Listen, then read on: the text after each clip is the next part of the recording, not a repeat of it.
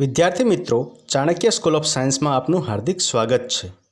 Hello dear students, કેમ છો બધા? કેવી ચાલે છે preparation? Welcome to our channel physics the fundamental of physics. Previous video લેક્ચરમાં આપણે ગતિમાન તરલને સ્ટાર્ટ કર્યું અને એની મહત્ત્વની જે વ્યાખ્યાઓ છે એ વ્યાખ્યાઓ આપણે જોઈ. આજના વિડિયો લેક્ચરમાં સાતત્ય સમીકરણ આપણે ભણવાનું છે, એના ઉપરના પ્રશ્નો કરવાના છે. તો આપણે નોટ અને પેન લઈ લો અને મારી સાથે સાથે હું અહીંયા જે કરાવતો જાઉં છું એ લખતા જાઓ, નોટ ડાઉન કરતા જાઓ, એક સારી બેસ્ટ નોટ્સ બનાવો. બરાબર ને? જો બેટા, નોટ્સ બનાવવી બહુ જ જરૂરી છે.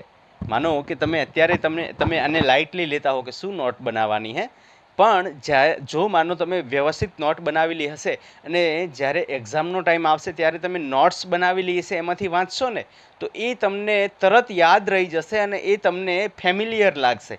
અને એની જગ્યાએ જો તમે 10 વાર બુક વાંચી હશે ને તો પણ એ બુકમાંથી તમને દર વખતે નવું ફિલિંગ થશે.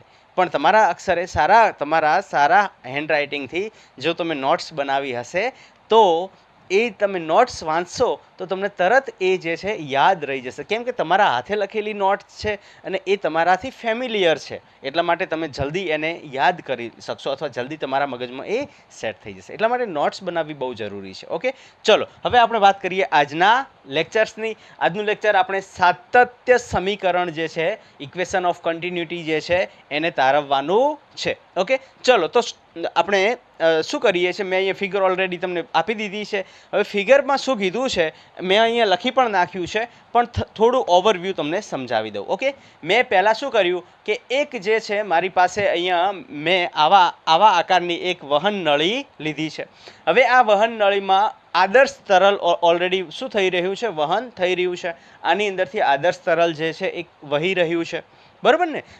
હાલની કન્ડિશનમાં આની અંદરથી આદર્શ તરલ જે છે એ શું થઈ રહ્યું છે, વહી રહ્યું છે. અહીંયા આડછેદ ક્ષેત્રફળ જ્યાંથી તરલ એન્ટર થાય છે એટલે કે દાખલ થાય છે એ જગ્યા પર જે આડછેદ ક્ષેત્રફળ છે એ A1 છે, અને જ્યાંથી બહાર નીકળે છે મતલબ જ્યાંથી તરલ બહાર નીકળે છે એનું આડછેદ ક્ષેત્રફળ આપણને કેટલું આપ્યું છે, A2 આપ્યું છે. અને આ બંનેનો સંબંધ કેવો આપ્યો છે તો કે ભાઈ A1 જે છે એ કોના કરતાં, A2 કરતાં જે છે નાનું છે. બરાબર ને? આપણે જોઈ શકીએ છીએ. ક્લિયર? અચ્છા, હવે બીજું રિલેશન જોઈએ કે આપણે આ જે છે એ વહન નળીનો એક ખંડ ધાર્યો છે. બરાબર ને? વહન નળીનો ખંડ ધાર્યો છે. આની અંદરથી કન્ટિન્યુઅસ જે છે આદર્શ તરલ જે છે એ શું થઈ રહ્યું છે, વહી રહ્યું છે. હવે અહીંયાથી V1, માનો કે અહીંયાથી મેં V1 વેગ સાથે આ જગ્યાએથી મતલબ આપણે આ સૂક્ષ્મ ખંડ ધાર્યો છે અને આ વસ્તુ જે છે ને આપણે ક્ષણિકમાં મતલબ ડેલ્ટા ટી સમયમાં થવાવાળી વસ્તુ છે. ડેલ્ટા ટી અથવા ડીટી સમયમાં એક ક્ષણિક વસ્તુ થવાવાળી છે ને, આપેલા સમયમાં થવાવાળી ઘટના છે. તો આપેલા સમયમાં થવાવાળી ઘટનાને આપણે અહીંયા રિપ્રેઝેન્ટ કરી છે. કઈ રીતના? તો એને આપણે સમજીએ. જો હવે આની અંદર ઓલરેડી જે છે આદર્શ તરલ વહી રહ્યું છે. આપણે શું કર્યું કે ભાઈ અહીંયા V1 વેગથી આ જે A1 આપણી પાસે આડછેદ ક્ષેત્રફળ છે, વહન નળીનું આડછેદ ક્ષેત્રફળ કેટલું A1 છે, એ જગ્યા પર V1 વેગથી જે આદર્શ તરલ છે એ શું થઈ રહ્યું છે, દાખલ થઈ રહ્યું છે. અને V2 વેગથી અહીંયા આ આદર્શ તરલ શું થઈ રહ્યું છે, બહાર નીકળી રહ્યું છે. બરાબર ને?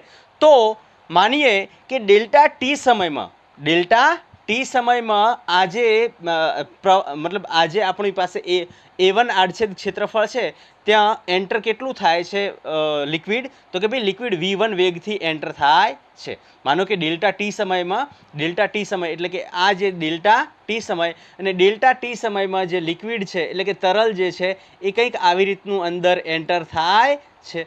હવે અહીંયા જો એન્ટર થતું લિક્વિડ હે ને, આ જે લિક્વિડનો ભાગ હતો એ ભાગ હવે ડેલ્ટા ટી સમયમાં અંદર આવી જાય છે. અહીંયા અંદર આવી ગયો. બરાબર કે નહીં? આ જે છે એન્ટર થઈ ગયો છે અહીંયા સુધી. ક્લિયર? અને અહીંયાથી જો આ ઓલરેડી શેનું ભરેલું છે, આદર્શ તરલનું ભરેલું છે. જો આટલો ખંડ આ ડેલ્ટા ટી સમયમાં એ શું થાય છે, આ વહન નળી જે છે એમાં ડેલ્ટા ટી સમયમાં દાખલ થતો હોય તો જેટલું કદ અહીંયા દાખલ થયું છે એટલું કદ અહીંયાથી બહાર નીકળશે. કેમ બહાર નીકળશે? કેમ કે અહીંયા તરલ આપણે કયું લીધું છે, આદર્શ લીધું છે. અને આદર્શ તરલ લીધું હોવાના કારણે આ જગ્યા પર ઘનતા આખા તરલની ઘનતા કેવી રહેવાની, બંને જગ્યા પર તરલની ઘનતા જે છે એ કેવી રહેવાની છે? અચળ રહેવાની છે, અદબનીય. આદર્શ તરલ કેવું હોય? અદબનીય.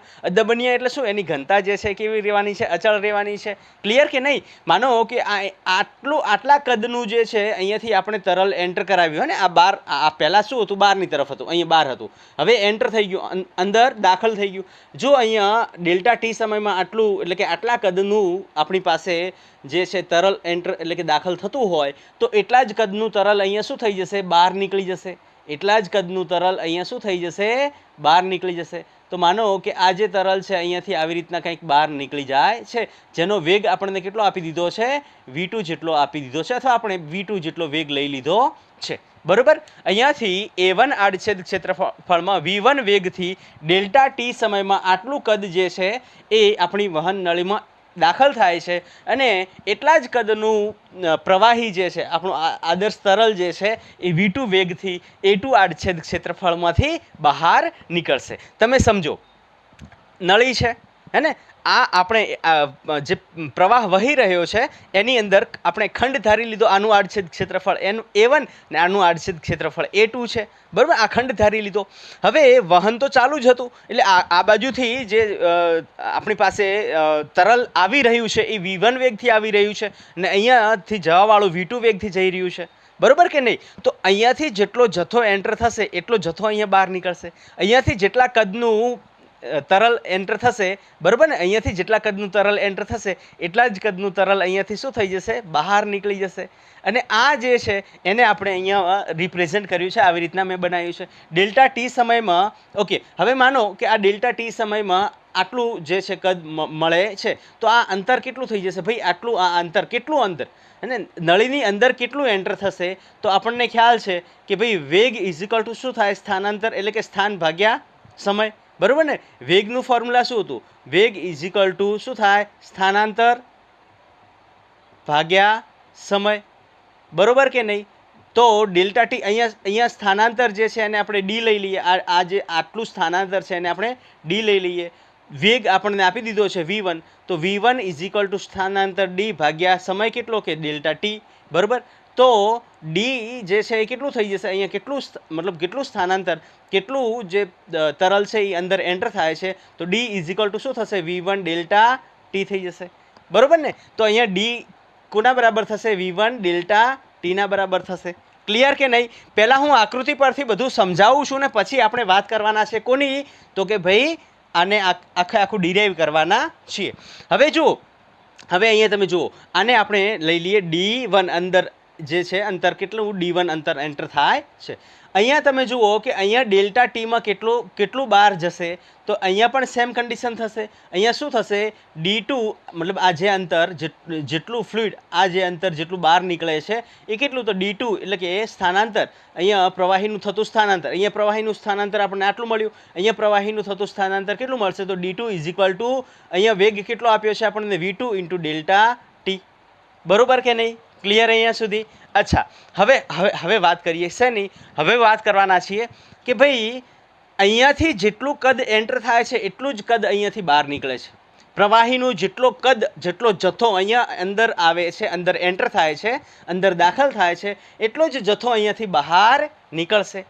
તો આપણે લખી શકીએ કે જો અહીંયા મેં ફિગરમાં, અહીંયા મેં ઉપર ઓલરેડી મેં બધું લખાઈ દીધું છે, એ ફરીથી હું તમને વાંચીને સમજાવી દઉં જેથી તમને ખ્યાલ આવી જાય કે ભાઈ a1 અને a2 આડછેદ ક્ષેત્રફળ ધરાવતી એક વહન નળી ધારો, જે આપણે ધારી. ઓકે, આ વહન નળી આપણે ધારી, a1 અને a2 આડછેદ ક્ષેત્રફળ ધરાવતી એક વહન નળી આપણે આવી રીતના ધારી લીધી છે. આવી રીતના આ ફિગર જે હતી એ આવી રીતના હતી. બરોબર. અચ્છા, જો આને ઇન્ટેગ્રેશનથી પણ કરી, સંકલનનો ઉપયોગ કરીને પણ કરી શકાય, પણ આપણી એનસીઆરટી બુકમાં બહુ સિમ્પલ વેમાં આપ્યું છે, એકદમ ઇઝી વેમાં આપ્યું છે, તો આપણે એનસીઆરટીને પકડીને જ ચાલશું. બરાબર ને?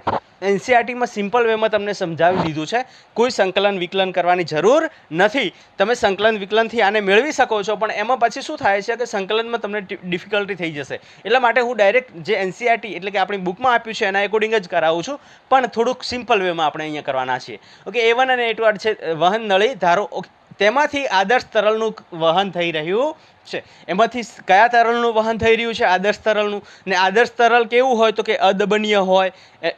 એનું વહન કેવું હોય? અદબનીય વહન હોય, અચક્રીય વહન હોય. પછી શું હતું? અશ્યાન, મતલબ અશ્યાન વહન હોય. બરોબર ને, જે સ્નિગ્ધતા રહિત વહન થતું હોય, ક્લિયર કે નહીં? તો આદર્શ તરલની વ્યાખ્યા મેં ઓલરેડી આના પ્રીવિયસ વિડીયોમાં તમને કરાવી દીધી છે, તો એના ઉપર તમને કોઈ ડાઉટ હોય તો તમે પહેલાં એ વિડીયો જોઈ શકો છો. ઓકે, ચલો હવે વાત કરીએ છીએ. ધારો કે વહન નળી આદર્શ તરલથી ભરેલી છે. પહેલાં આપણે જે આ વહન નળી ધારી A1 અને A2 આડછેદ ક્ષેત્રફળની, આ વહન નળી ઓલરેડી શેનાથી? આદર્શ તરલથી ભરેલી છે. હવે ભરેલી છે ઇન ધ સેન્સ કઈ રીતના કે આની અંદરથી ઓલરેડી પ્રવાહ થઈ રહ્યો છે, હે ને? આદર્શ તરલનો ઓલરેડી પ્રવાહ થઈ રહ્યો છે. હવે આ તો ભરેલી જ હશે ને. માનો કે આની અંદરથી પ્રવાહ થઈ રહ્યો, તમે કેમેરાથી અથવા સ્ક્રીનશોટ પાડો અથવા કેમેરાથી ફોટો પાડો તો તમને આની અંદર વહેતો જે પ્રવાહ છે એ તો આની અંદરનો જથ્થો છે એ તો દેખાવાનો જ છે, બરોબર કે નહીં? અને હવે અહીંયાથી V1 વેગથી નવો જથ્થો એન્ટર થાય છે. હવે અહીંયાથી જે નવો જથ્થો પ્રવાહીનો એન્ટર થાય છે એટલો ને એટલો જથ્થો અહીંયાથી બહાર નીકળશે. જેટલા કદનું અહીંયા એન્ટર થાય છે એટલા જ કદનું અહીંયાથી બહાર નીકળશે. જેટલા દળનું અહીંયાથી એન્ટર થાય છે એન્ટર એટલે કે દાખલ થાય છે એટલા જ દળનું અહીંયાથી પ્રવાહી જે છે એ શું થશે? બહાર નીકળશે. અચ્છા, અહીંયા આપણે વાત કરીએ. ધારો કે વહન નળી આદર્શ તરલથી ભરેલી છે અને A1 આડછેદ ક્ષેત્રમાંથી મતલબ A1 આડછેદમાંથી V1 વેગથી તરલને દાખલ અથવા પસાર કરવામાં આવે ત્યારે A2 આડછેદમાંથી V2 વેગથી તે બહાર નીકળે છે, બરોબર ને? આ આપણે ધારી લીધું છે આવી રીતના કે ભાઈ V1 વેગથી અહીંયા એન્ટર કરાવવામાં આવે એટલે કે દાખલ કરાવવામાં આવે ત્યારે V2 વેગથી ત્યાંથી નીકળી જાય છે. ઓકે, હવે આપણે આગળ જે છે આપણી થિયરી જે છે એને આગળ વધારીએ. તેથી આપણે લખી શકીએ કે ભાઈ ડેલ્ટા ટી સમયમાં વહન નળીમાં દાખલ થતું જે છે પ્રવાહીનું કદ કેટલું હશે? મેળવી શકીએ કે ન મેળવી શકીએ? મેળવી શકાય. કઈ રીતના? તો આપણે વાત અહીંયા હું તમને લખાવતો જાઉં. અહીંયા આપણે જે છે સમીકરણ તારવા જઈ રહ્યા છીએ. કઈ રીતના? સાતત્ય સમીકરણ જે છે એને કઈ રીતના તારવવાનું છે અહીંયા ધ્યાનથી જુઓ. મેં તમને ઓલરેડી આ બધી માહિતી સમજાવી દીધી છે કે ભાઈ A1 આડછેદ ક્ષેત્રફળ છે, A2 આડછેદ ક્ષેત્રફળ ધરાવતી મતલબ આપણી પાસે એક વહન નળી છે. હવે એ વહન નળીમાં ઓલરેડી તરલ ભરેલું છે કેમ કે તરલ આની અંદરથી વહી રહ્યું છે અથવા પ્રવાહી એની અંદરથી વહી રહ્યું છે. પ્રવાહી તરલ કયું લીધું છે? આપણે આદર્શ તરલ લીધું છે એટલે એની ઘનતા જે છે. અચ્છા, આ ઉપરનું આ દેખાય છે કે કેમ? કદાચ ઉપર જતું રહ્યું છે, મે બી દેખાય ન દેખાય હું ચેક કરી લઉં. અચ્છા, નથી દેખાતું. ઓકે. જો ભાઈ અહીંયા મેં આ ઘનતા લખી છે અહીંયા અને આ A2 આડછેદ ક્ષેત્રફળ જેને હું અહીંયા નીચે લઈ લઉં, આ A2 આડછેદ ક્ષેત્રફળ અને આની ઘનતા મેં રો વડે દર્શાવી હતી. મતલબ બંને અહીંયા આદર્શ તરલ એટલે અદબનીય એટલે એની ઘનતા કેવી રહેશે? સરખી રહેશે. એટલે કે ઘનતા બંને બાજુ કેવી રહેવાની છે? સરખી રહેવાની છે. અચ્છા, હવે તમે જુઓ કે ડેલ્ટા ટી સમયમાં આપણે એક સૂક્ષ્મ પાર્ટ ફોર એક્ઝામ્પલ અહીંયા પ્રવાહી છે, હે ને? ને ડેલ્ટા ટી સમયમાં એક સિમ્પલ વેમાં તમારે જો સમજવું હોય તો આપણે વિડીયો પ્લે કરતા ને, માનો કે કોઈ પણ જે છે પાણી જતું હોય, માનો કે પાઇપલાઇનમાં પાણી જાય છે. પાઇપલાઇનમાં શું થઈ રહ્યું છે? પાણી જઈ રહ્યું છે અને એ પાઇપલાઇનમાં જતાં પાણી વહી રહ્યું હોય ત્યારે આપણે વિડીયોને પોઝ કરીએ તો એ વાહન કેવું થઈ જાય છે? સ્ટોપ થઈ જાય છે.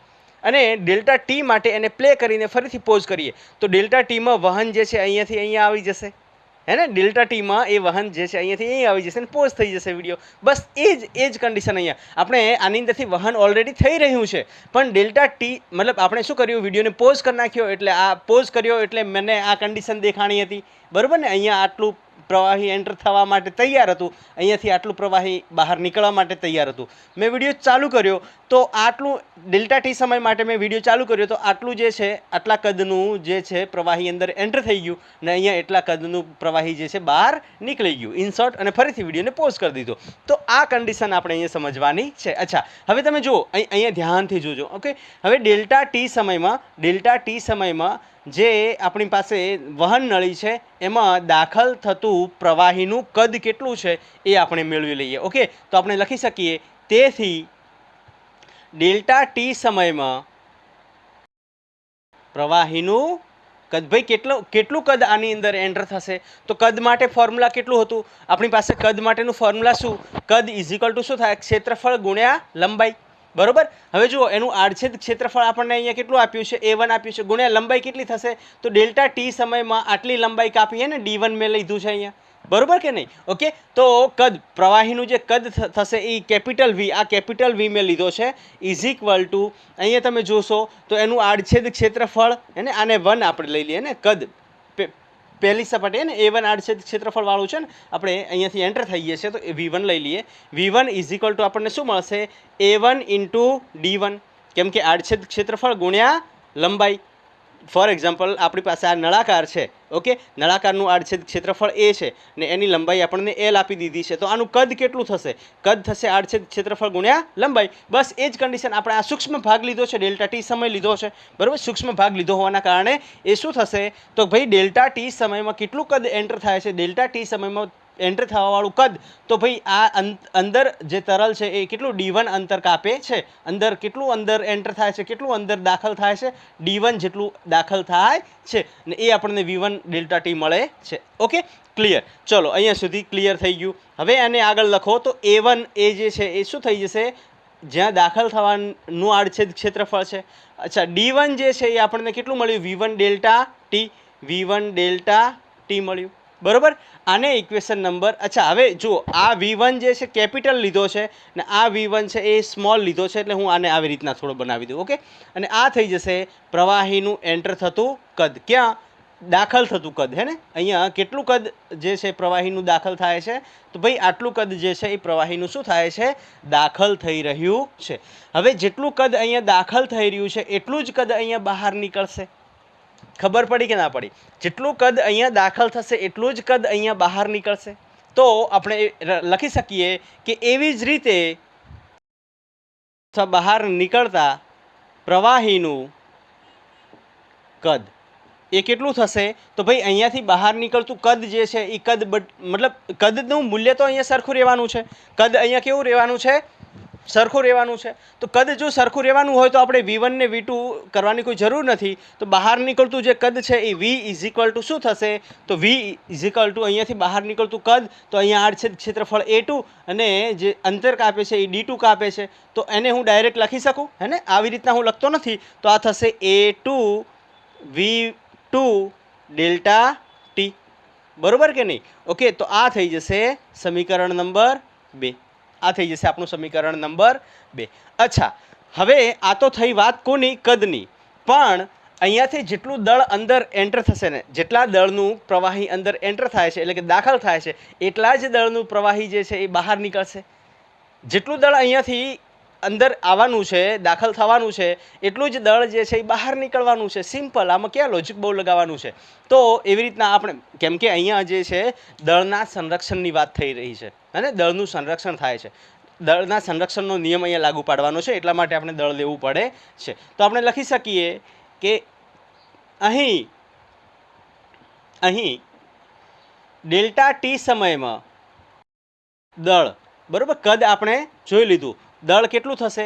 તો અહીંયા આપણે લખીએ કે ભાઈ M ઇઝ ઇક્વલ ટુ દળ, M ઇઝ ઇક્વલ ટુ દળ કેટલું ભાઈ અંદર એન્ટર થશે? તો દળ માટે આપણી પાસે ફોર્મ્યુલા શું? જુઓ, ઘનતા આપી દીધી છે, અને ઘનતા આપણને આપી દીધી છે, તો ઘનતાનું formula ρ is equal to M/V, બરાબર કે નહીં? તો M ઇઝ ઇક્વલ ટુ શું થશે? ρ V થશે. M ઇઝ ઇક્વલ ટુ શું થશે? ρ V થશે. બસ આ સમીકરણનો ઉપયોગ કરશું તો M ઇઝ ઇક્વલ ટુ આપણને અહીંયા શું મળશે? ρ V મળશે, બરાબર ને. M ઇઝ ઇક્વલ ટુ આ શું મળશે? ρ V મળશે. અને આને તમે ફર્ધર લખશો તો ρ વીની જગ્યાએ અહીંયા આપણને સમીકરણ 1 પરથી આપણે લખી શકીએ A1 V1 ડેલ્ટા ટી. આને ઇક્વેશન નંબર 3 આપી દો, બરાબર ને. આને ઇક્વેશન નંબર 3 આપી દો. અહીંયા તમારે લખવું હોય તો લખી શકો કે સમીકરણ 1 પરથી, બરાબર ને. આ ક્યાંથી આવ્યું ભાઈ? ભાઈ વીની વેલ્યુ આપણને ક્યાંથી મળી? તો કંઈ પ્રવાહીનું જે કદ છે એ કદનું મૂલ્ય આપણને ક્યાંથી મળ્યું? સમીકરણ 1 પરથી મળ્યું, બરાબર. એવી જ રીતે ડેલ્ટા ટી સમયમાં નીકળતા પ્રવાહીનું દળ, તો બહાર નીકળતા પ્રવાહીનું દળ કેટલું થશે? M લઈ લઈએ આને, બરાબર. ઓકે, ચલો એક કામ કરીએ, આને V1 V2 અને M1 M2 લઈ લઈએ, હે ને, જેથી કરીને આપણને ખ્યાલ આવે કે ભાઈ આ A1 આડછેદ ક્ષેત્રફળમાંથી થાય છે અને અહીંયા આ A2 આડછેદ ક્ષેત્રફળમાંથી નીકળવાવાળું. Okay, M1 M2 is equal to શું થશે? ρ V1 અને અહીંયા ρ V2, ને આ થશે ρ A2 V2 ડેલ્ટા ટી. આ ઇક્વેશન નંબર 4. અને આ ક્યાંથી મળ્યું? તો કે ભાઈ સમીકરણ 2 પરથી મળે છે આપણને, બરાબર ને. આ ક્યાંથી મળ્યું? સમીકરણ 2 પરથી મળ્યું છે. ઓકે, હવે આપણે જુઓ અહીંયા આપણે કયો નિયમ લગાવી શકીએ? તો ઉર્જાનો સંરક્ષણનો નિયમ આપણે અહીંયા નહીં લગાવીએ, એ આપણે ક્યાં લગાવવાના છીએ? એ આપણે બર્નોલીઝના થિયરમમાં લગાવવાના છે. પણ અહીંયા આપણે કયો નિયમ લગાવી શકીએ? દળનો જે છે મતલબ દળ જે છે એ કેવું છે? સંરક્ષિત છે. તો દળના સંરક્ષણના નિયમ પરથી, બરોબર ને, આપણે અહીંયા લખી શકીએ. ચલો ભાઈ, અહીંયા સુધીનું તમે જલ્દીથી લખી નાખો. પહેલાં આટલું લખી નાખો. ઓકે, વિડીયોને પોઝ કરીને આટલું લખી નાખો. એના પછી મારે આ જગ્યા જે જોઈશે આગળનું સમીકરણ તારવવા માટે, જલ્દીથી તમે આટલું લખી નાખો, બરાબર ને. આ લખવું હોય તો આ પણ લખી નાખો વિડીયોને પોઝ કરીને. લખાઈ ગયું? ઓકે, ચલો તો હું આને ઇરેઝ કરું છું અને અહીંયા આપણે લખી નાખીએ આગળનું જે સમીકરણ તારવવાની પદ્ધતિ છે, અથવા આગળનું સમીકરણ કઈ રીતના મળે છે એને આપણે લખી દઈએ. ચલો ભાઈ, હવે આગળ વાત કરીએ. જો અહીંયા સુધી આપણને M1 ને M2 મળી ગયું, બરાબર ને. મતલબ અહીંયાથી M1 દળ જે છે એ જેટલું એન્ટર થાય છે એટલું જ અહીંયા M2 દળ અને કદ જેટલું અહીંયાથી દાખલ થાય છે એટલું જ નીકળવાનું છે. એટલે કે દળ જેટલું અહીંયા દાખલ થશે એટલું જ દળ અહીંયા નીકળવાનું છે. તો આપણે કોનો અહીંયા નિયમ લાગુ પાડશું? તો કે ભાઈ દળના સંરક્ષણના નિયમ પરથી, દળના સંરક્ષણના નિયમ પરથી. હવે દળનું સંરક્ષણ, જો કોઈ પણ વસ્તુનું સંરક્ષણનો નિયમ આવે એનો મતલબ શું થાય? દળ ક્યારેય બનતું નથી કે નાશ પામતું નથી, એ એકમાંથી બીજામાં રૂપાંતરિત થાય છે. સેમ દળ ક્યારેય બનતું નથી કે નાશ પામતું નથી. તો અહીંયા જેટલું દળ આમાં વહન નળીમાં એન્ટર થશે એટલું જ દળ વહન નળીમાંથી બહાર નીકળશે. એ બનતું નથી કે મતલબ નવું બનતું નથી, નાશ પામતું નથી, અને શું થાય છે? કોઈ વસ્તુમાં આપણે એને સંગ્રહિત કરી શકતા પણ નથી. ઓકે, તો માનો કે અહીંયાથી M1 દળ એન્ટર થાય, અહીંયાથી મતલબ એના કરતાં ઓછું દળ બહાર નીકળે એવું પોસિબલ નથી. જેટલું અહીંયાથી એન્ટર થાય છે, જેટલું અહીંયાથી દાખલ થાય છે એટલું જ અહીંયા દળ જે છે એ બહાર નીકળવાનું છે. તો આપણે લખીએ કે દળના સંરક્ષણના નિયમ પરથી, દળના સંરક્ષણના નિયમ પરથી, દળના સંરક્ષણનું નિયમ શું કહે છે?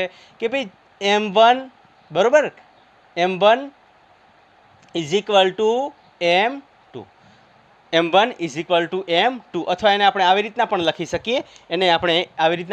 શકીએ, કે ભાઈ વહન નળીમાં દાખલ થતું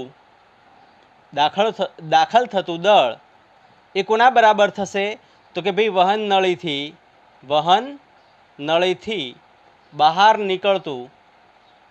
બહાર નીકળતું દળ, બરોબર કે નહીં? ઓકે, વહન નળીમાં દાખલ થતું દળ એ કોના બરાબર થશે? તો કે ભાઈ વહન નળીથી બહાર નીકળતા દળના બરાબર થશે. આપણે અહીંયા દાખલ થતું દળ આ લીધું ને બહાર નીકળતું દળ આ લીધું, તો અહીંયા આપણે M1 is equal two M2 કરી દઈશું, બરાબર. M1 શું છે? તો કે rho A1 V1 delta t is equal to આ શું થશે? Rho A2 V2 delta t. અચ્છા, આ દેખાય છે કેમ કે ઇંક ઓલરેડી પતી ગઈ છે, તો હું ઇંક ભરી દઉં. ચલો જલ્દીથી ઇંક ભરી દઉં, ત્યાં સુધી તમે નોટ ડાઉન કરી દો. ઓકે, ચલો બેટા. તો હવે તમે જુઓ કે ઘનતા બંને બાજુ કેવી રહેવાની છે? સરખી રહેવાની છે. અને ઘનતા અદબનીય છે, આદર્શ તરલ છે, તો ઘનતા બંને બાજુ કેવી રહેવાની છે? સરખી રહેવાની. ડેલ્ટા ટી આપણે સમય કેટલો લીધો? ભાઈ ડેલ્ટા ટીમાં જેટલું એન્ટર થાય છે ડેલ્ટા ટીમાં એટલું જ બહાર નીકળે, એટલે ડેલ્ટા ટી અહીંયાથી નીકળી જશે. આપણી પાસે વધશે શું? A1 V1 is equal two A2 V2. અને આ જે સમીકરણ છે, આ સમીકરણને કયું સમીકરણ કહેવામાં આવે છે? સાતત્ય સમીકરણ કહેવામાં આવે છે. આ સમીકરણને કયું સમીકરણ કહેવામાં આવે છે? સાતત્ય સમીકરણ કહેવામાં આવે છે. હવે તમે જુઓ કે A1 V1 is equal two A2 V2, એનો મતલબ શું થયો? કે અહીં A1 અને V1 જે છે એ કેવા, મતલબ આડછેદ ક્ષેત્રફળ અને વેગનો ગુણાકાર જે છે એ કેવો રહે છે? અચળ રહે છે. તો તમે આ સમીકરણને આવી રીતના પણ લખી શકો, AV ઇઝ ઇક્વલ ટુ અચળ, બરોબર ને. એ કેવો રહે છે? આડછેદ ક્ષેત્રફળ અને વેગનો ગુણાકાર જે છે એ કેવો રહેશે? અચળ રહેશે. અને આનો મતલબ શું થાય? આનો મતલબ એમ થાય કે જો આડછેદ ક્ષેત્રફળ જે છે એ વેગને કેવું છે? વ્યસ્ત પ્રમાણમાં છે. અથવા વેગ જે છે, અથવા આવી રીતના પણ તમે લખી શકો કે ભાઈ કોઈ પણ તરલ વહી રહ્યું છે, કોઈપણ નળીમાં કોઈપણ તરલ વહી રહ્યું છે તો એનો વેગ જે છે એ કોના પર આધાર રાખે છે? તો એ નળીના આડછેદ ક્ષેત્રફળ પર આધાર રાખે છે, બરોબર કે નહીં? ઓકે, હવે આનું એક એક્ઝામ્પલ છે અને એ એક્ઝામ્પલ તમને ફેમિલિયર હશે, તમને ખ્યાલ હશે કે જ્યારે આપણે કોઈ પણ મોટરથી પાણી પાવતા હોઈએ છે ને, છોડવાઓ પાવતા હોઈએ, આપણે બગીચો પાવતા હોઈએ ત્યારે શું કરીએ છીએ? માનો કે આપણી પાસે અહીંયા અચ્છા આને જલ્દીથી લખી નાખું, હું આટલો ભાગ ઇરેઝ કરી દઉં, તમને સમજાવવામાં મજા આવશે, તમને પણ મજા આવશે ને મને પણ મજા આવશે. ચલો ભાઈ, ઓકે, તો આ થિયરી થઈ ગઈ સાતત્ય સમીકરણની, જેને તમે ધ્યાનથી ભણી અને લખી. ધન્યવાદ, તમારો ખૂબ ખૂબ આભાર. ચલો ભાઈ, હવે વાત કરીએ. માનો કે આપણે જે પાણીની નળી હોય છે ને, એને આપણે શું કરતા હોઈએ છીએ? અહીંયાથી દબાવી દઈએ અને પછી દબાવવાના કારણે શું થાય છે? અહીંયાથી એકદમ આપણે કે પ્રેશરમાં પાણી, ભાઈ પ્રેશરમાં પાણી નથી નીકળતું, વેગથી નીકળે છે પાણી. પ્રેશર આપણે આગળ બર્નોલીનો થિયરમ ભણશું, એમાં મતલબ બર્નોલીનો જે પ્રમેય ભણશું એમાં તમને ખબર પડશે કોનો સંબંધ, તો કે ભાઈ દબાણ અને વેગનો સંબંધ ખબર પડશે, બરાબર ને? કે ભાઈ વેગ વધુ હોય ત્યાં દબાણ ઓછું હોય, બરાબર ને? વેગ વધુ હોય ત્યાં દબાણ ઓછું હોય. હવે તમે અહીંયા ધ્યાન આપો. આપણે વાત અત્યારે કોની કરી રહ્યા છીએ? યસ, સાતત્ય સમીકરણની. તો સાતત્ય સમીકરણમાં આપણે શું કર્યું? અહીંયાથી આ અંગૂઠો મૂકી દીધો અને અંગૂઠાથી આ જે છે આપણે દબાઈ દીધી આપણી નળી જે છે, અને આવી રીતના આપણે હાથમાં પકડી છે, અને આવો આપણો હાથ છે કંઈક વિચિત્ર. ઓકે, ચલો, અહીંયાથી આપણે શું કર્યું? એને દબાઈ દીધી છે. હવે દબાવવાના કારણે તમે જુઓ, આનું આડછેદ ક્ષેત્રફળ માનો કે કંઈક હતું, A1 હતું. અહીંયા આડછેદ ક્ષેત્રફળ શું થયું? A2. A2નું મૂલ્ય જે છે એ કોના કરતાં ઘટી ગયું? તો કે ભાઈ નળીનું અહીંયા આડછેદ ક્ષેત્રફળ છે એના કરતાં અહીંયા ઘટી જાય છે. હવે તમે જુઓ કે અહીંયા આડછેદ ક્ષેત્રફળ ઘટ્યું. આડછેદ ક્ષેત્રફળ ઘટે તો વેગ અને આડછેદ ક્ષેત્રફળ વચ્ચેનો રિલેશન શું? જો આડછેદ ક્ષેત્રફળ અહીંયા ઘટે તો અહીંયા વેગ શું થઈ જશે? પ્રવાહીનો વધી જશે. એટલે અહીંયાથી જે બહાર નીકળતું પ્રવાહી જે છે એનો વેગ શું થઈ જશે? વધી જશે, બરાબર ને? ક્યારે? જ્યારે એનું આડછેદ ક્ષેત્રફળ ઘટી જાય ત્યારે. અહીંયા આપણે શું કર્યું? આડછેદ ક્ષેત્રફળ ઘટાડી નાખ્યું તો પ્રવાહી જે છે એ વેગથી બહાર નીકળશે. એક આ એક્ઝામ્પલ છે. અને બીજું એક એક્ઝામ્પલ આપણે લઈએ તો તમે જોશો તો નળ તમે ધીમો માનો કે ચાલુ રાખો, અને તમને કદાચ તમે ઓબ્ઝર્વ કર્યું પણ હશે અને એના વિશે વિચાર્યું પણ હશે, પણ આપણે બહુ ઘણું ઝાઝું વિચારતા નથી. માનો કે આ નળ છે, બરાબર? અને આ નળને આપણે ધીમો ચાલુ રાખીએ, તો ધીમો ચાલુ રાખીએ તો માનો કે નળમાંથી જે પાણી જે પડે છે એ કંઈક આવી રીતના પડે, અને જેમ નીચે જતું જાય છે એમ પછી શું બબલ્સ થઈ જાય છે અને નીચે એકદમ આવી રીતના પડતું હોય છે. તો અહીંયા તમે જુઓ, અહીંયા આડછેદ ક્ષેત્રફળ કેવું છે? A1 છે, અને આ જગ્યા પર આડછેદ ક્ષેત્રફળ શું થઈ જાય છે? ઘટી જાય છે. આ ઘટી કેમ ગયું? ચલો ભાઈ, મને આ જણાવો તમે કે અહીંયા આડછેદ ક્ષેત્રફળ કેમ ઘટી ગયું? અહીંયા તમે જુઓ, જેમ ઉપર જે આડછેદ ક્ષેત્રફળ છે એના કરતાં આ નીચેનું આડછેદ ક્ષેત્રફળ એકદમ ઘટી જાય છે. મતલબ જે ધાર ઉપરથી પડતી હોય, કોઈ ધોધ તમે જોશો તો ધોધ ઉપરથી બહુ મોટો હોય, પણ જ્યારે નીચે આવે છે ત્યારે એ ધોધ જે છે એ એકદમ સંકોચાઈ જાય છે, એકદમ નાનો થઈ જાય છે. એની પાછળનું કારણ શું છે? તો એની પાછળનું રીઝન શું છે? તમે જુઓ કે ભાઈ આ પાણી જ્યારે અહીંયાથી નીચેની તરફ આવતું હોય તો એના ઉપર કયું બળ લાગે છે? ગુરુત્વાકર્ષણ બળ લાગે છે. ગુરુત્વ પ્રવેગ એના ઉપર લાગશે. ગુરુત્વ પ્રવેગના કારણે એના વેગમાં શું થાય છે? વધારો થાય છે. અહીંયાથી જ્યારે નીકળે છે ત્યારે માનો કે વેગ V1 છે, પણ આ જગ્યા પર વેગ V2 થઈ ગયો, એટલે કે વેગ જે છે અહીં શું થઈ ગયો? વધી ગયો. હવે વેગ વધશે તો રિલેશન આપણી પાસે શું છે? ભાઈ અહીંયા વેગ અને આડછેદ ક્ષેત્રફળનું રિલેશન આપણે જોયું, બરાબર ને? આવી રીતના પણ લખી શકો, અને V જે છે એ એના વ્યસ્ત પ્રમાણમાં અને એ જે છે એ વિના વ્યસ્ત પ્રમાણમાં છે. બંને રીતે તમે લખી શકો. હવે તમે જુઓ કે વેગ અહીંયા શું થાય છે? ઘટે છે. વેગ ઘટશે તો આડછેદ ક્ષેત્રફળ શું થશે? અહીંયા વેગ વધી જાય છે ને? વેગ આપણો અહીંયા શું થઈ રહ્યો છે? વધી જશે. કેમ વધી જાય છે? માનો કે અહીંયા V1 વેગ છે ને અહીંયા V2 વેગ. કેમ કે એના ઉપર એક બળ લાગ્યું, ગુરુત્વ પ્રવેગના કારણે નીચેની તરફ વજન બળ લાગે છે, અને એના લીધે આનો વેગ જે છે, પ્રવાહીનો વેગ જે છે એ વધી જાય છે. વેગ વધવાના કારણે એનું આડછેદ ક્ષેત્રફળ જે છે શું થઈ જશે? ઘટી જશે. ક્લિયર કે નહીં? ઓકે, આ તમે લાઈવ જોયેલા એક્ઝામ્પલ્સ છે. તમે નળીથી પ્રેશર તમે કહેતા હો છો કે ભાઈ હું પ્રેશરથી જવા દઉં છું. પ્રેશરથી નથી જતું. ત્યાં પ્રેશર એકદમ ઓછું હોય. જ્યાં વેગ વધી જાય ને ત્યાં પ્રેશર એટલે કે દબાણ જે છે એકદમ ઓછું હોય છે. અને અહીંયા તમે જોશો તો આડછેદ ક્ષેત્રફળ અહીંયા કંઈ A1 હતું, તો વેગ એનો v1 હતો, પણ જેમ જેમ પાણી હવે અહીંયાથી નળમાંથી નીકળ્યા પછી પાણી ઉપર કયું બળ લાગે? માત્ર ને માત્ર ગુરુત્વાકર્ષણ બળ લાગે. ગુરુત્વાકર્ષણ બળના કારણે એનો વેગ વધે છે અને આની અંદર પાણીનો વેગ શું થશે? નીચે પડતી વખતે વધી જશે. પાણીનો વેગ વધી જાય છે, એના લીધે શું થાય છે? અહીંયા એનું આડછેદ ક્ષેત્રફળ ઘટે છે. હે ને? પાણીનો વેગ વધવાથી આડછેદ ક્ષેત્રફળ શું થઈ જશે? ઘટી જશે. આ તમે લાઈવ એક્ઝામ્પલ્સ જોયેલા છે. ક્લિયર? ઓકે, જલ્દીથી લખી નાખો. એના પછી આપણે થોડી વાત કરી લઈએ કે જે આપણી પાસે એવી જે છે અચળ છે, બરાબર ને? એવી જે છે એ અચળ છે, એને આપણે કદ ફ્લક્સ કહીએ છીએ, બરાબર ને? આ કોનો? એનો અને વીનો ગુણાકાર જે છે એને આપણે કયું ફ્લક્સ કહેતા હોઈએ છીએ? કદ ફ્લક્સ કહેવામાં આવે છે. પહેલાં લખી નાખો, એના પછી આપણે આના ઉપર વાત કરીએ. લખાઈ ગયું?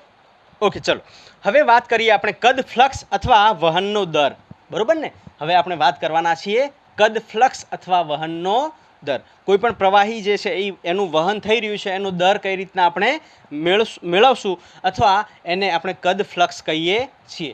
કોની વાત કરવાના છીએ આપણે? કદ ફ્લક્સ, બરાબર?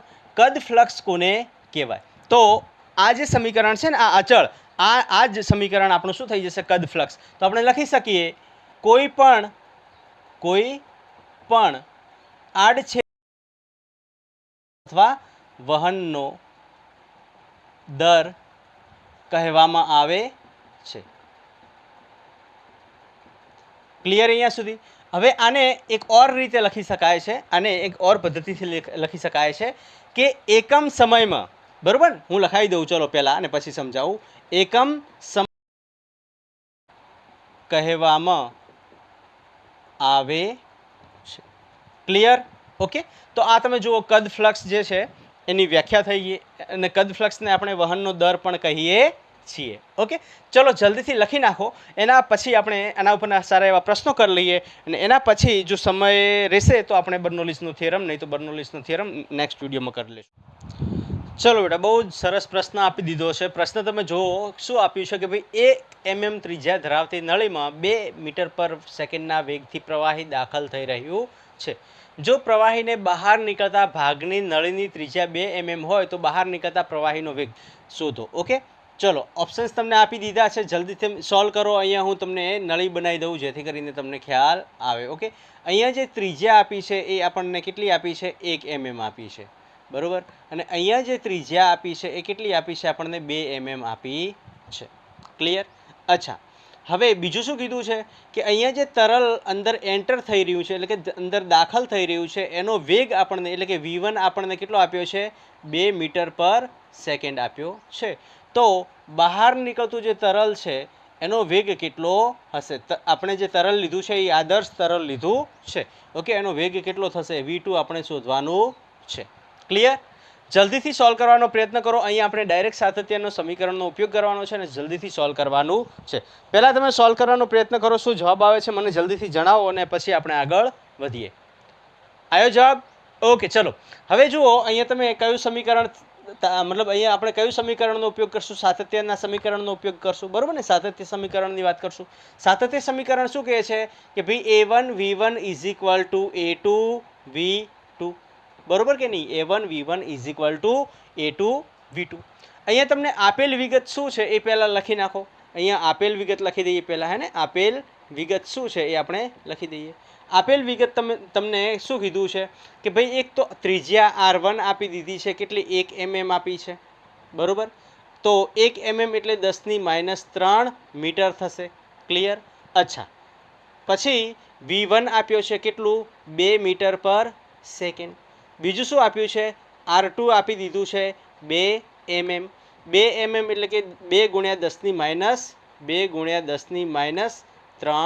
મીટર થઈ જશે. ક્લિયર કે નહીં?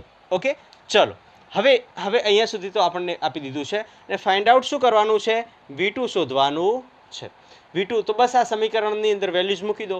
હવે આપણને ખબર છે કે ભાઈ આ નળાકાર છે, તો નળાકારનું આડછેદ ક્ષેત્રફળ કેટલું થાય? πr² થાય, બરોબર ને? તો a1 ની જગ્યાએ હું πr1² લખી શકું, into v1 is equal two πr2² into v2, બરોબર? પાઈ કટ થઈ જશે. r1 ની જગ્યાએ વેલ્યુ મૂકી દો તો કે ભાઈ 10⁻³ ગુણ્યા 2 metre per second is equal to R ટુની વેલ્યુ કેટલી કે ભાઈ 2 ગુણ્યા 10⁻³ વર્ગ ગુણ્યા V2 જે આપણે શોધવાનું છે બરોબર. હવે તમે જુઓ કે આ 10⁻³ 10⁻³ નો વર્ગ જે છે એટલે 10⁻6 10⁻6 કટ થઈ જશે. અહીંયા આ વધશે 2 ઇઝ ઇક્વલ ટુ વધશે 4 ગુણ્યા V2 મળશે આપણને બરોબર કે નહીં. અચ્છા તો V2 ઇઝ ઇક્વલ ટુ શું મળશે તો V2 ઇઝ ઇક્વલ ટુ 2/4 થઈ જશે 2/4 એટલે કે 1/2 થશે. તો V2 આપણને કેટલું મળશે 0.5 મીટર પર સેકન્ડ. V2 આપણને કેટલું મળશે 0.5 metre per second. Clear? Okay. કયો આન્સર રાઈટ આવશે? She will be the right answer. ચલો જલ્દીથી લખી નાખો. એના પછી એક ઓર પ્રશ્ન કરી લઈએ. ચલો બેટા બહુ મસ્ત પ્રશ્ન બીજો લઈ લીધો છે ને. એ પ્રશ્ન તમે જલ્દીથી જોઈ લો અને સોલ્વ કરવાનો પ્રયત્ન કરો. પ્રશ્ન શું કીધો છે હું તમને એક વાંચી સંભળાવું છું કે 8 mm વ્યાસ ધરાવતી પિસ્ટન પાઇપના એક છેડે 2 mm વ્યાસ ધરાવતી નોઝલ આપેલ છે. ફિગર હું બનાવી આપું છું, ડોન્ટ વરી, ગભરાતા નહીં. હું ફિગર તમને આના પરથી ફિગર બનાવી આપું જેથી તમને ખ્યાલ આવે. અહીં નોઝલ સપાટીથી એટલે કે ગ્રાઉન્ડથી 1.25 મીટર ઊંચાઈ પર રહેલ છે. તો પિસ્ટન 0.25 જો પિસ્ટન 0.25 મીટર પર સેકન્ડની ઝડપે ગતિ કરે તો પ્રવાહી કણની સમક્ષિતિજ અવધિ કેટલી હશે? આપણે આર શોધવાનું છે. હવે તમે આને સોલ્વ કરવાનો પ્રયત્ન કરો. હું ત્યાં સુધી હું આ ફિગર બનાવી દઉં જેથી કરીને તમને ખ્યાલ આવે કે આ એક્ઝેક્ટ કઈ રીતનું છે બરાબર ને. એક્ઝેક્ટ કઈ રીતનું છે એ તમને ખ્યાલ આવે. ક્લિયર? ચલો તો અહીંયા આપણને શું કીધું છે? પિસ્ટન પાઇપ છે. પિસ્ટન પાઇપ એટલે ઓબ્વિયસલી એની અંદર શું હશે? એક પિસ્ટન હશે. આવી રીતના ઇન્જેક્શન પાઇપ હે ને. પિસ્ટન પાઇપ એટલે આપણી જે ઇન્જેક્શન હોય છે ને, ઇન્જેક્શન તમે જોયું હશે ને, ઇન્જેક્શન પાઇપ. ઓકે. હવે આનો જે વ્યાસ આપ્યો છે એ વ્યાસ આપણને કેટલો આપી દીધો છે? 8 mm આપી દીધો છે. 8 mm વ્યાસ આપી દીધો છે. એક પ્રકારનું ઇન્જેક્શન. અને આગળ આવી રીતના કંઈક નોઝલ છે. ઓકે. અને એ નોઝલ જે આપી છે એનો વ્યાસ આપણને કેટલો આપ્યો છે? તો નોઝલનો વ્યાસ ક્યાં ગયો? નોઝલનો વ્યાસ 2 mm આપી દીધો છે. 2 mm આપી દીધો છે. ક્લિયર?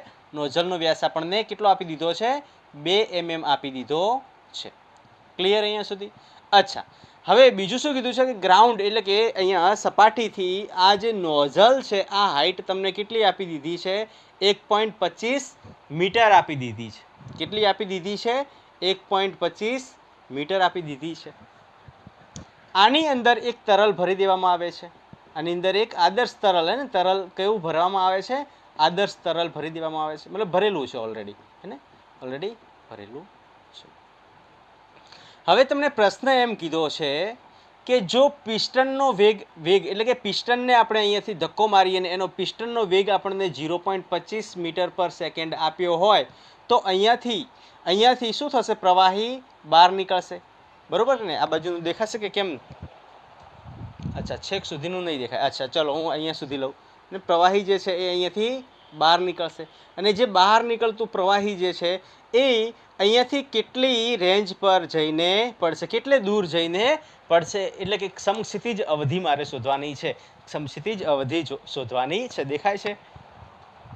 યસ દેખાય છે. અને સમક્ષિતિજ મારે અવધિ શોધવાની છે.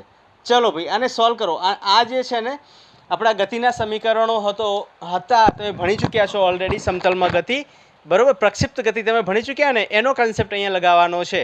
ભાઈ જલ્દીથી સોલ્વ કરો. ઓકે. સૌથી પહેલાં તો આપણે શું કરશું કે ભાઈ અહીંયા કેટલા વેગથી પ્રવાહી જે છે એ બહાર નીકળશે હે ને. અહીંયા V1 આપી દીધું છે, આપણે V2 શોધવાનું છે. V2 કઈ રીતના મળશે? તો સાતત્ય સમીકરણનો ઉપયોગ કરશું.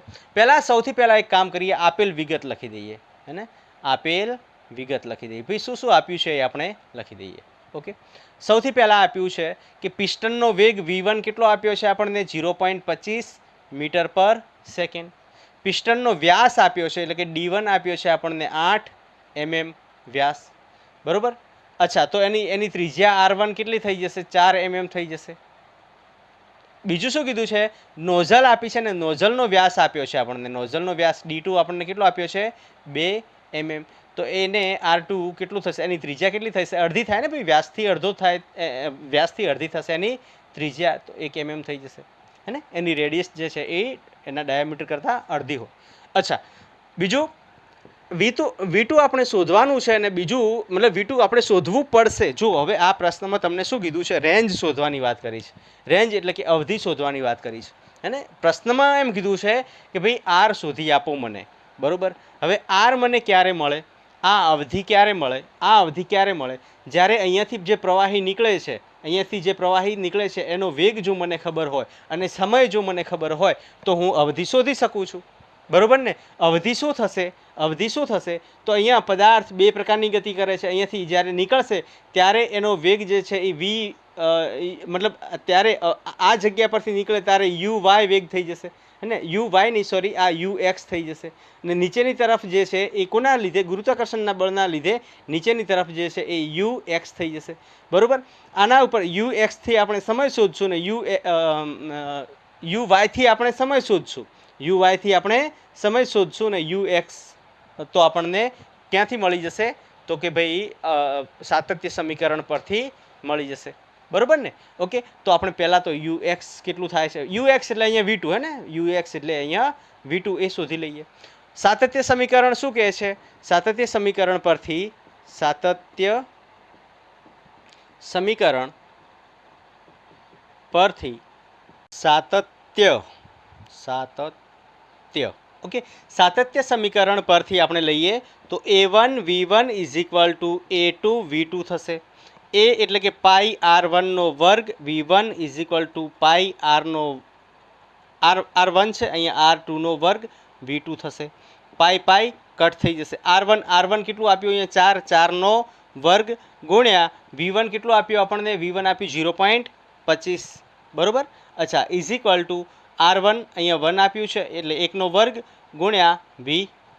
તો V2 આપણને કેટલું મળશે, 0.25 ગુણ્યા 4 એટલે ચોકો 16 નો 4 એટલે આ 4 મીટર પર સેકન્ડ મળશે આપણને જવાબ. V2 કેટલું મળશે આપણને, 4 મીટર પર સેકન્ડ. ક્લિયર, તમે સોલ્વ કરશો તમને ખ્યાલ આવી જશે. અને સિમ્પલ છે, કંઈ એટલું ગભરાવાની જરૂર નથી. હે ને, 16 થશે, 16નો ચોથો ભાગ, હે ને 0.25 કેટલો થાય, 16નો ચોથો ભાગ, ચોકો 16. ઓકે, તો આ આવી રીતના. ચલો ભાઈ, હવે આગળ વાત કરીએ. હવે આપણે શું શોધવું છે, એની અવધિ શોધવી છે. રેન્જ શોધવા માટે હવે તમે જુઓ કે અહીંયા પ્રક્ષિપ્ત આની પાણી જે છે એ પ્રક્ષિપ્ત ગતિ કરી રહ્યું છે, તો એનો જે એક્સમાં વેગ જે છે યુ એક્સ આપણને કેટલો મળ્યો, આના પરથી આપણને મતલબ V2 આપણને શું મળી ગયું, યુ એક્સ મળી ગયું.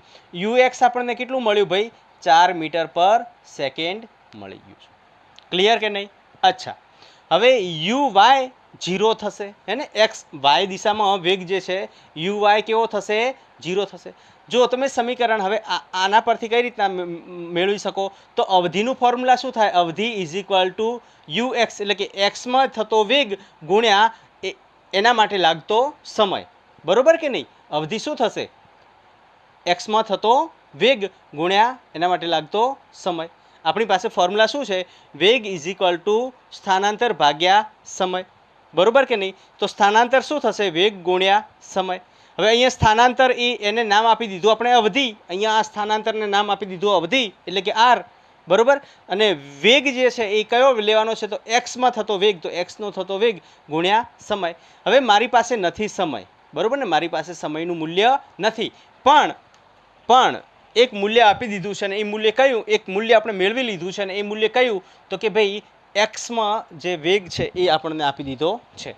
મારે સમયનું મૂલ્ય મતલબ આ સમય યુ એક્સ આપણને આપી દીધું છે ને, આ આપણને અહીંયા મળી ગયું. સમય મને ખબર નથી, સમય કઈ રીતના મેળવશો, તો અહીંયા જોશો તમે તો યુ વાય અહીંયા કેવો મળે છે, 0 મળે છે. યુ વાયનું મૂલ્ય અહીંયા કેવું મળે છે, 0. કેમ કે અહીંયા જે પણ નોઝલમાંથી પ્રવાહી નીકળે છે એ સીધે સીધું એક્સ ડાયરેક્શનમાં જ ગતિ કરશે. વાયમાં શરૂઆતી વેગ જે છે વાયમાં કેવો છે, 0 છે. તો યુ વાય અહીંયા કેવું થઈ જશે, 0 થશે. તો આના ઉપરથી આપણે સમીકરણ મેળવીએ કે S is equal to u y t plus 1/2 a y ટીનો વર્ગ. કરી શકાય કે ન કરી શકાય, યસ. સમય આપણને ખબર નથી પણ યુ વાય અહીંયા કેટલો આપી દીધો, 0, તો આ આખું ટર્મ 0 થઈ જશે, બરોબર કે નહીં. ઓકે, અચ્છા, આ સ્થાનાંતરનું આપણી પાસે જે સમીકરણ છે ને, ઓકે, સ્થાનાંતર અહીંયા જે સ્થાનાંતર એસ આપણને કેટલું આપી દીધું છે, 1.25 આપી દીધું છે. 1.25 મીટર ઇઝ ઇક્વલ ટુ, આ તો 0 થઈ ગયું, હવે આ થશે 1/2 જી એ વાય, હવે એ વાય જે છે વાય દિશામાં આના પર આનો પ્રવેગ જે છે એ કેટલો હશે 10, હે ને, ગુરુત્વ પ્રવેગના બરાબર થશે ને, જી વાય થઈ જશે ગુરુત્વ પ્રવેગના બરાબર, તો આ થશે 10 ગુણ્યા ટીનો વર્ગ, બરોબર કે નહીં? અચ્છા, હવે સોલ્વ કરો તો ટીનો વર્ગ ઇઝ ઇક્વલ ટુ આ બાજુ આવશે તો 2 ગુણ્યા 1.25 ભાગ્યા 10, બરોબર, આ થશે 5, આને સોલ્વ કરશો તો ટીનો મતલબ ટીનો વર્ગ આપણને મળશે એ કેટલો મળશે 25 25 125, બરોબર કે નહીં? 25 25 125, આને આપણે કરી દઈએ 5, આ 5, આ થશે ગુણ્યા 100 એટલે 125 એટલે 25 ભાગ્યા 100, બરોબર ને?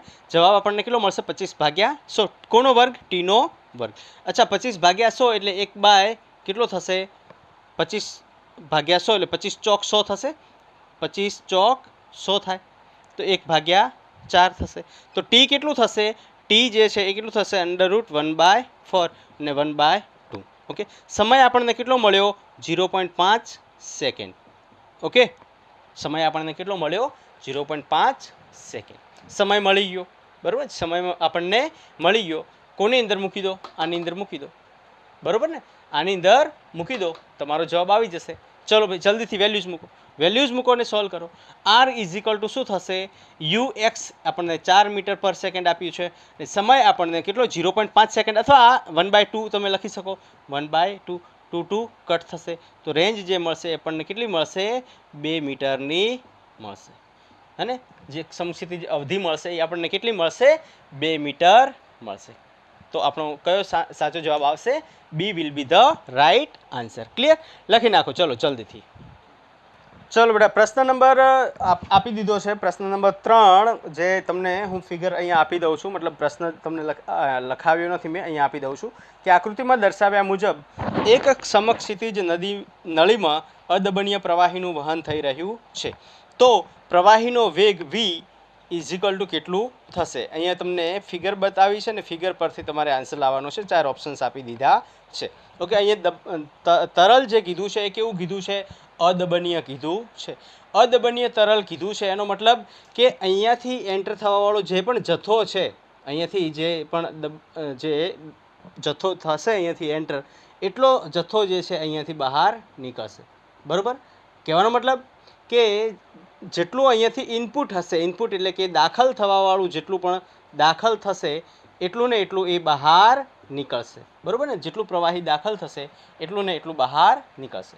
તો દાખલ થવા માટે તો આ એક જ જગ્યા છે, પણ પ્રવાહીને બહાર નીકળવા માટેની જગ્યા 2 છે, બરાબર? તો આપણે અહીંયા સાતત્ય સમીકરણનો ઉપયોગ કરશું. સાતત્ય સમીકરણ શું કહે છે? એ વી ઇઝ ઇક્વલ ટુ અચળ, બરાબર? હવે a1 v1 is equal two a2 v2, બરાબર, પ્લસ a3 v3 થશે. કેમ આ આવી રીતના આવ્યું? તો આપણે વાત કરીએ કે મેં દળના સંરક્ષણની વાત કરી હતી. અહીંયાથી માનો કે એમ જેટલું દળ અંદર જતું હોય તો બહાર નીકળવાવાળું દળ કેટલું થશે? એમ આ જે દળ છે એના જેટલું જ બહાર નીકળશે. તો માનો કે અહીંયાથી થોડુંક દળ નીકળે છે m1 અને અહીંયાથી થોડું દળ નીકળે છે m2, બરોબર?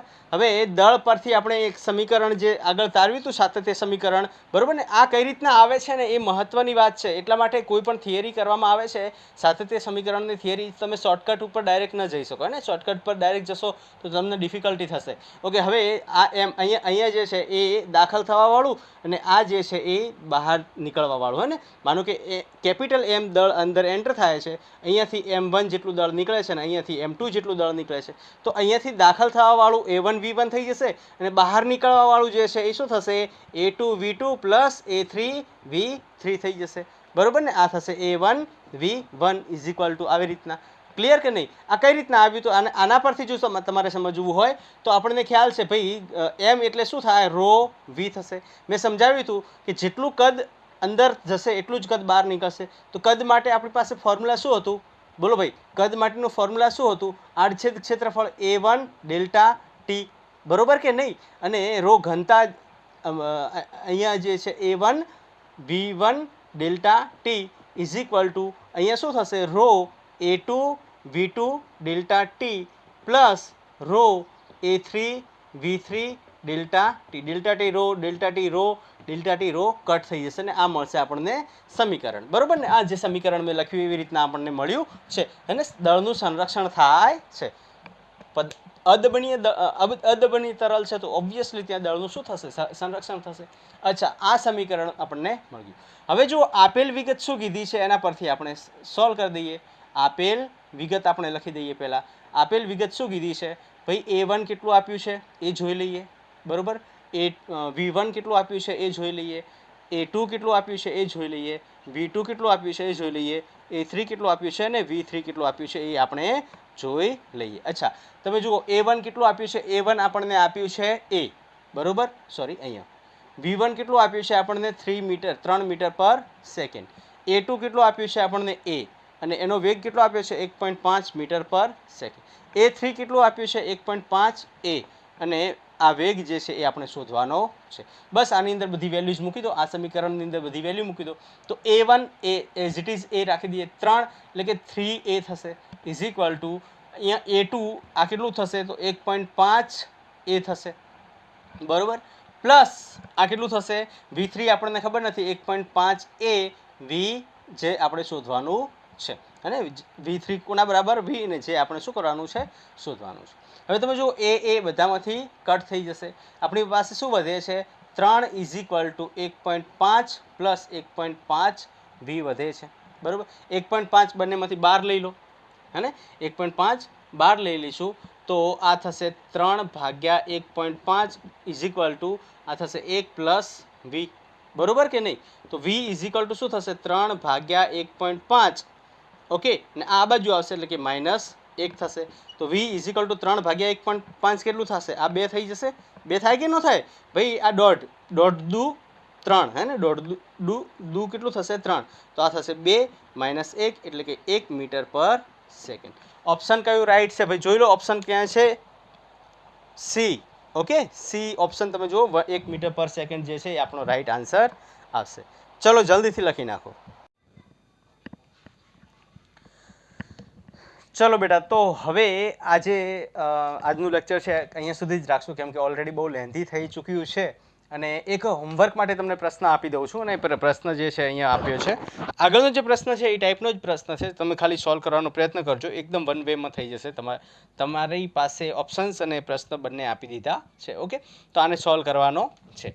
તો આજનું લેક્ચર જે છે અહીંયા સુધી જ રાખશું. નેક્સ્ટ વિડીયો લેક્ચરમાં આપણે બર્નોલીસનો પ્રમેય જે છે એને ભણવાના છે અને એના પરના સારા એવા પ્રશ્નો કરશું. હવે આપણું આ ચેપ્ટર બહુ લેક્ચર્સ બનશે નહીં, પણ મેઇન આપણું જે ચેપ્ટર હતું એ પતી ગયું છે, ઓકે? હવે થોડા ટોપિક્સ, નાના ટોપિક્સ છે એ ટોપિક્સ આપણે કવર કરી દઈશું, ઓકે? તો જે કરાવ્યું છે એને રિવિઝન ખાસ કરતા રહેજો. તમારી તબિયત સાચવજો. All the best.